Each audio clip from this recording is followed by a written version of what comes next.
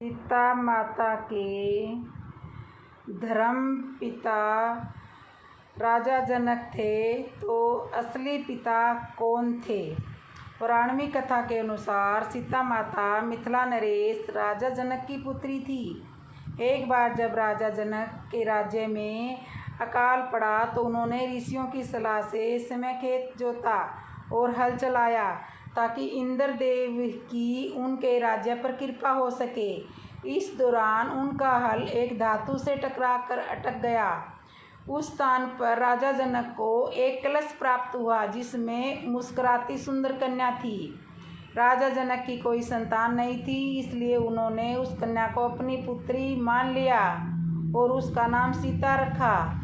इस प्रकार से ये स्पष्ट है कि सीता के असली पिता राजा जनक तो नहीं थे। अब सवाल ये उठता है कि सीता उस कलश में कैसे पहुंची? कौन थे उनके वास्तविक पिता? इसका जवाब अलग अलग भाषाओं में लिखी हुई रामायण और कथाओं में मिलता है।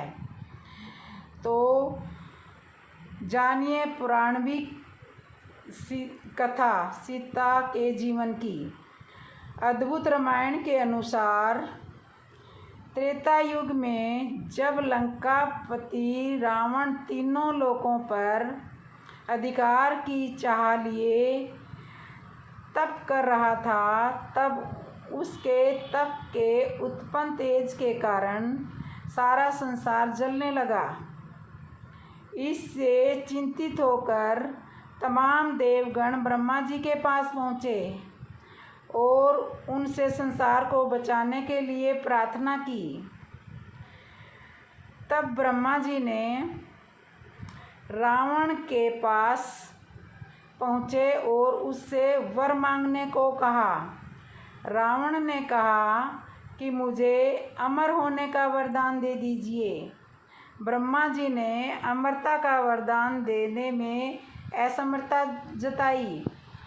इसके बाद रावण बोला कि मुझे ऐसा वर दे दीजिए जिससे कि मुझे सूर, असुर, पिशाच, नाग, किन्नर या अप्सरा कोई भी न मार सके।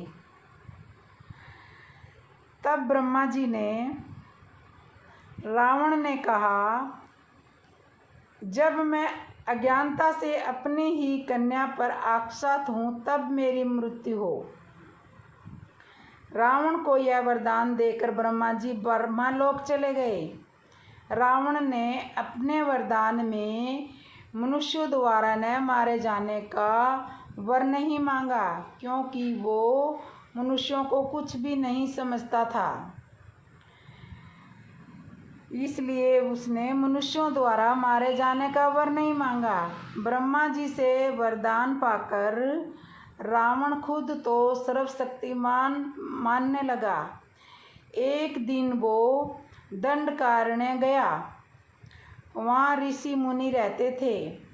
रावण ने उन ऋषि मुनियों को मारना ठीक नहीं समझा। उसने कहा कि हे ऋषिगण, मैं आपको जीतने की ख्वाहिश रखता हूँ। इसके बाद रावण के सैनिकों ने आश्रम में एक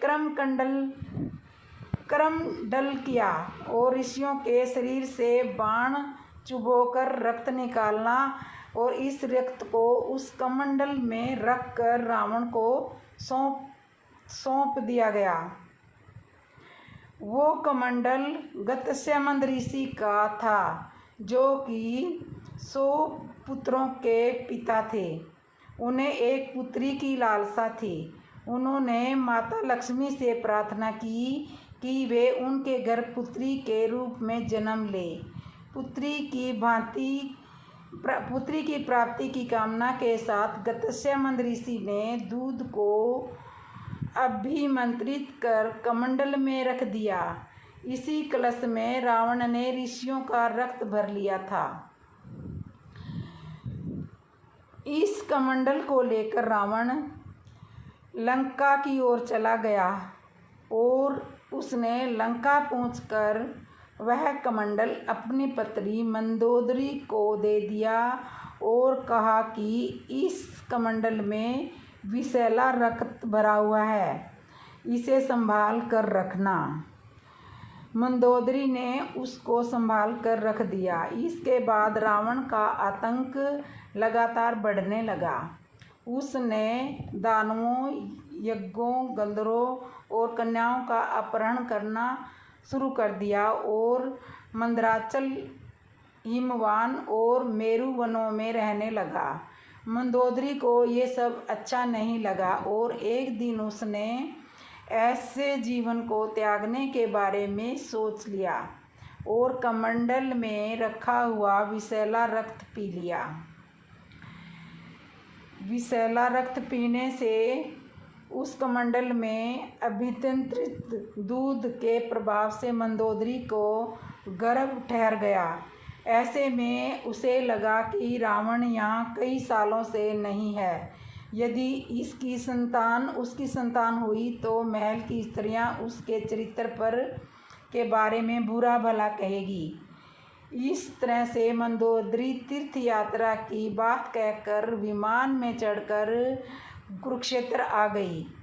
वहाँ उसने एक कन्या को जन्म दिया और उसे इस कलश में रखकर जमीन में दफना दिया। उसे इसमें रखकर जमीन में दबा दिया। यही कन्या कुछ समय बाद राजा जनक को खुदाई के समय मिली।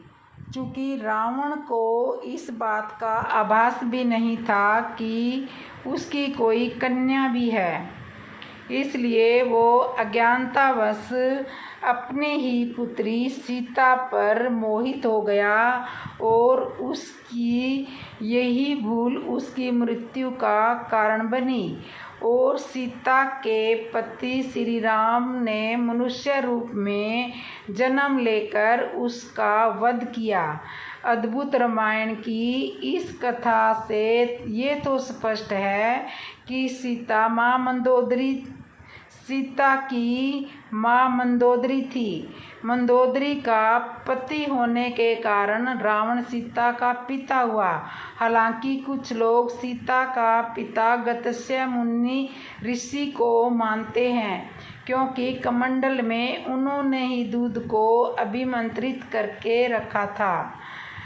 तो ये थी सीता के जन्म की कहानी। सीता माता के धर्म पिता राजा जनक है, तो असली पिता गत्स्यमत ऋषि हो सकते हैं। तो दोस्तों, आपको ये कहानी कैसे लगी? अगर अच्छी लगी हो तो कमेंट में जय श्री राम ज़रूर लिखना। जो मेरे चैनल पे नए आए हैं, चैनल को सब्सक्राइब ज़रूर कर लेना।